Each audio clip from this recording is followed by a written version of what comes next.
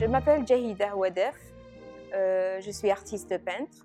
Je suis née dans un village des Aurès, un village d'abricotiers, à l'est de l'Algérie. Dans ce village, je partais très souvent en vacances, mais j'ai toujours vécu à Alger. Je dessinais beaucoup quand j'étais petite et je montrais tous mes dessins à mon entourage, à ma famille, à mes amis, etc. Et donc mes amis m'ont dit « Pourquoi tu ne fais pas l'école des beaux-arts » Moi, je ne pensais même pas que ça existait. Je suis partie avec ces dessins et j'ai présenté ce travail et j'ai eu ce concours. Et j'avais vraiment hâte d'être dans cette école, j'avais hâte d'aller et de me libérer. J'ai fait une spécialité de céramique parce que quand j'étais petite, je partais à Ngaous.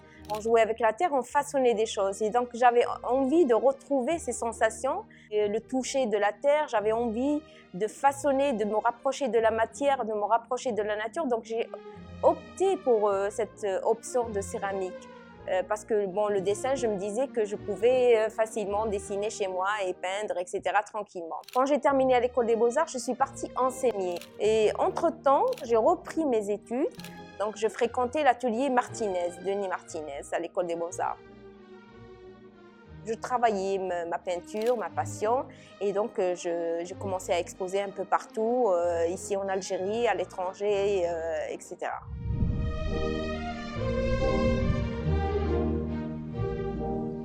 Je présentais des choses dans une thématique. Il y a des choses qui m'interpellent. Alors, en 2011, par exemple, j'ai fait une collection que j'ai intitulée Shajara. Dans cette collection, elle est née d'un voyage que j'ai fait d'Alger à Tunis par route.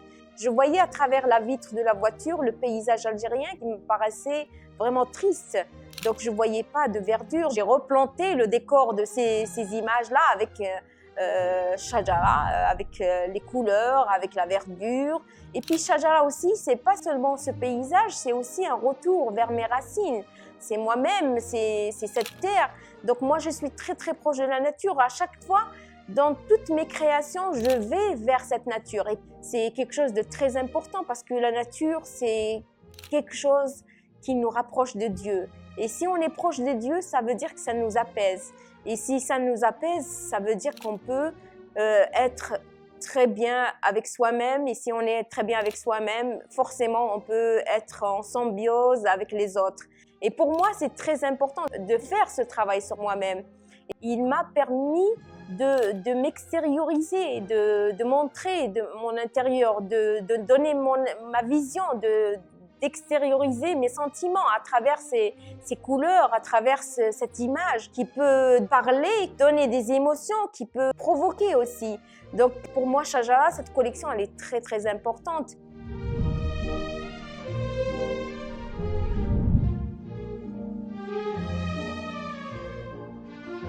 Je suis passée à une autre collection et cette collection elle est née à l'occasion de l'indépendance algérienne.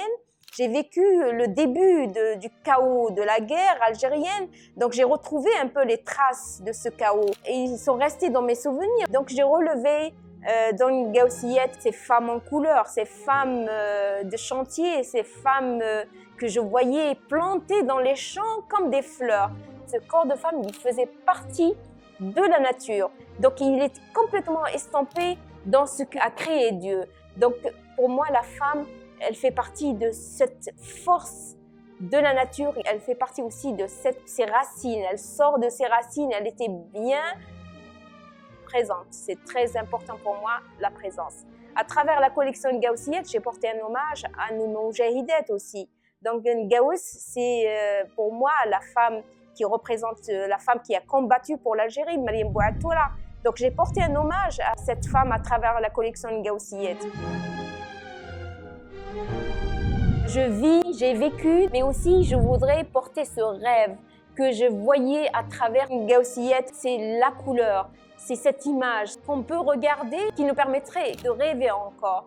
Donc Gaussiyet, c'est toute cette lumière, cet abricot aussi qui est comme un soleil, un abricot transparent qui donne son spectre solaire à travers cette lumière féerique.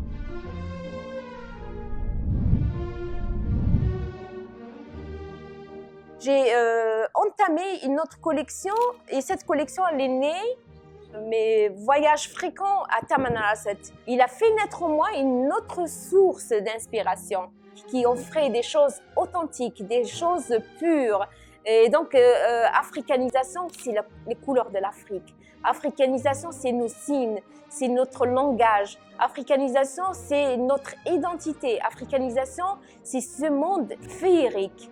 J'ai découvert aussi la poésie du désert. La poésie du désert qui m'a donné, qui a fait naître en moi des sensations extraordinaires. Africanisation, c'est aussi notre Afrique, c'est l'amour de notre patrie, c'est l'amour de toutes les choses authentiques.